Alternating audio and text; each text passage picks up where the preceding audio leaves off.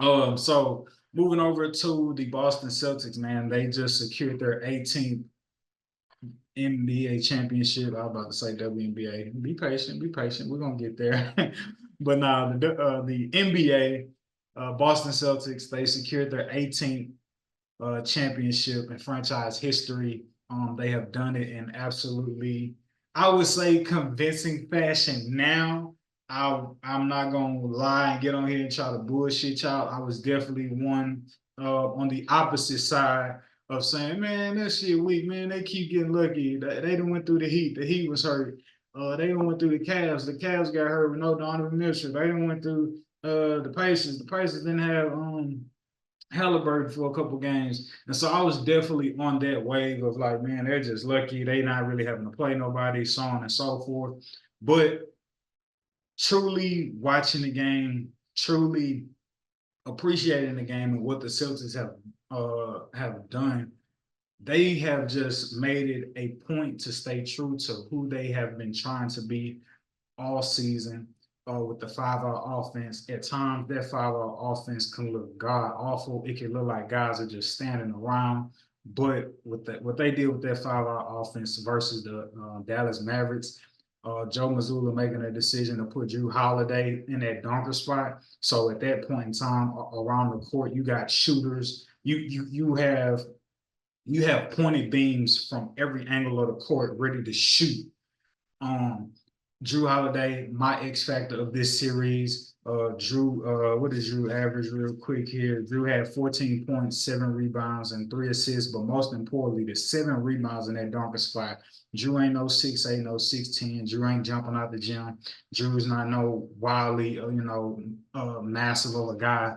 So for him to thrive in that dunker spot, uh, with averaging 7 rebounds, and not just averaging the rebounds, but Drew had the ability to come off of that dunker spot, flash to the elbow, to the nail of the court, and all either post you down or just make the right read. Whether somebody run off a screen, Drew could, easy dunk pass, or if he decides to, somebody else wants to penetrate, and you can swing it to the corner, for the easy three.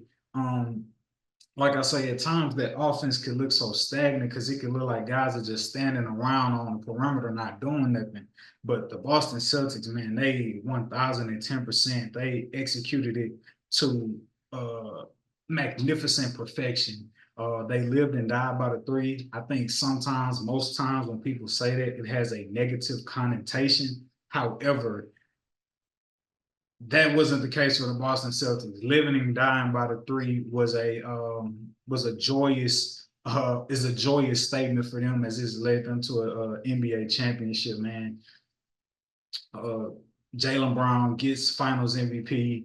He scores 20 plus points in 4 of the 5 games that they had.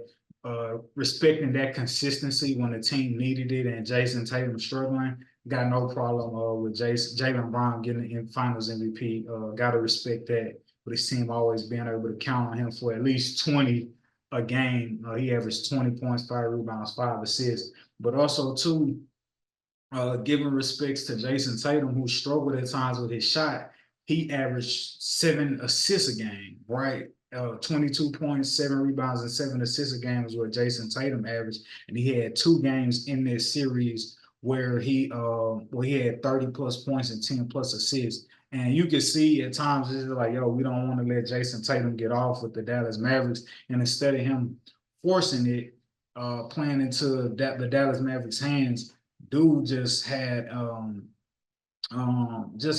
impeccable way of being effective, though his shot wasn't falling, with just trusting his teammates and being a facilitator, racking up on those assists. So you got to respect Jason Tatum for that.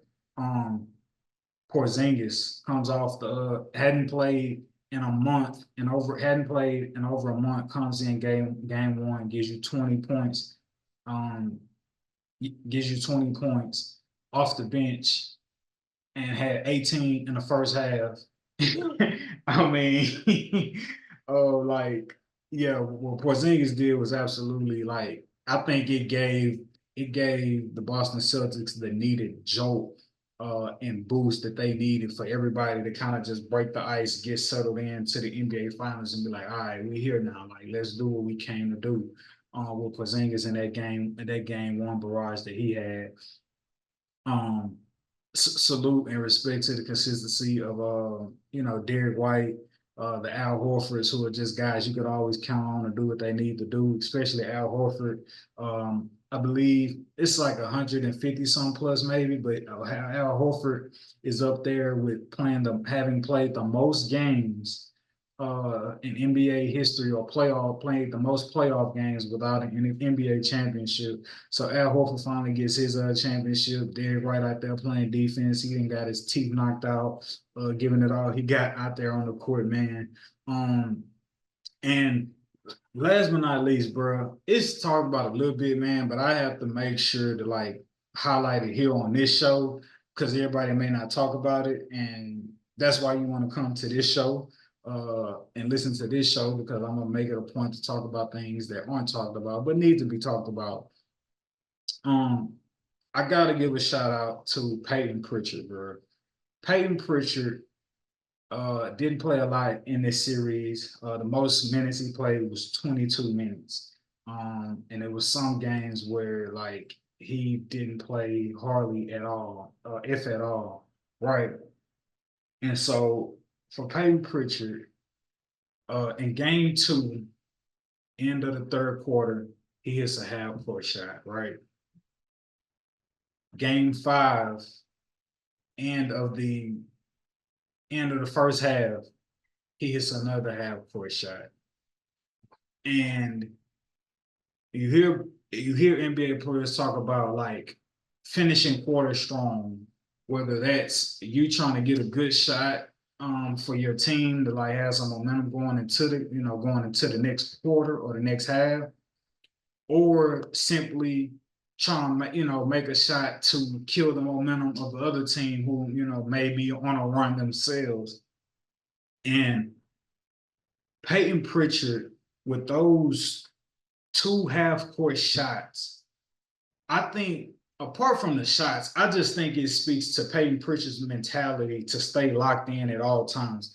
Yeah, I'm coming off the bench. Yes, the NBA Finals. Yeah, I'm not getting a lot of minutes. Could have came on the court, bullshit, not really caring, you know what I'm saying? Like not fully invested because he's not getting like buku minutes. But he comes in these games with these half court shots, looking to make an impact with the smallest amount of time that he's been given, right?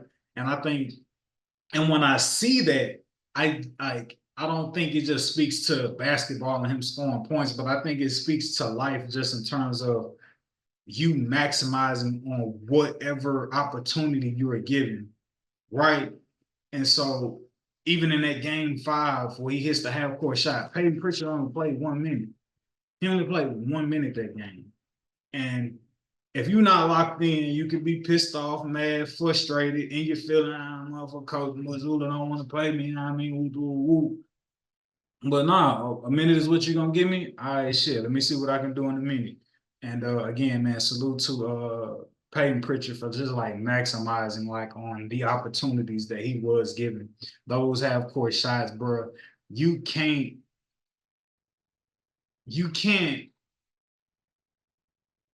quantify like the impact that those shots had. You may look at his stats and go, okay, he hit 1 3, but like, no, no, no, no, no, no, no. Don't reduce him down to him just making 1 or 2 threes, and not playing a lot of minutes. Like you can't measure the impact that those threes had in this series when you trying to close out a quarter or you trying to close out a half, and then you also trying to close out a quarter to go on a full quarter. The life, the electricity that he put into the TD Garden with those shots, unmeasurable, and should not in any way, shape, or form be forgotten or not valued. So salute to you, Peyton Pritchard, bro, for just making the most of your opportunity, dog. And Joe Mazzulla, man, to wrap up the Boston Celtics NBA Finals run.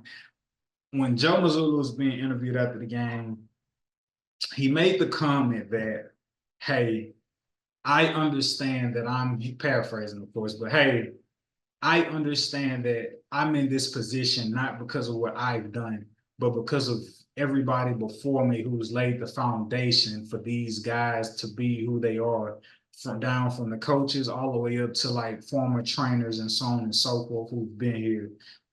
Brad Stevens making the trades that he's made, Ime Udoka, him being an assistant to Ime Udoka, who like had the job before him. Um, and Joe Mazzulla paying his respects to like the foundation that was laid before him, and being conscious enough to acknowledge that and not just get up on the podium like me, I did this, I did that. Man, I got tremendous respect for Joe Mazzulla being able to take that approach and have that consciousness to know like, oh no, let me not like get up here like on like a me tour or getting a big head or thinking like it's really because of me, but to pay homage and pay respect to those who came before you. When we all know, like to a degree, you inherited this team.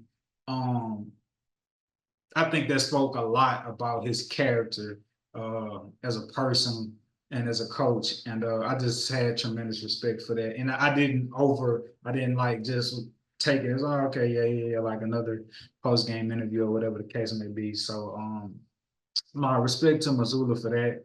And definitely salute to his shirt.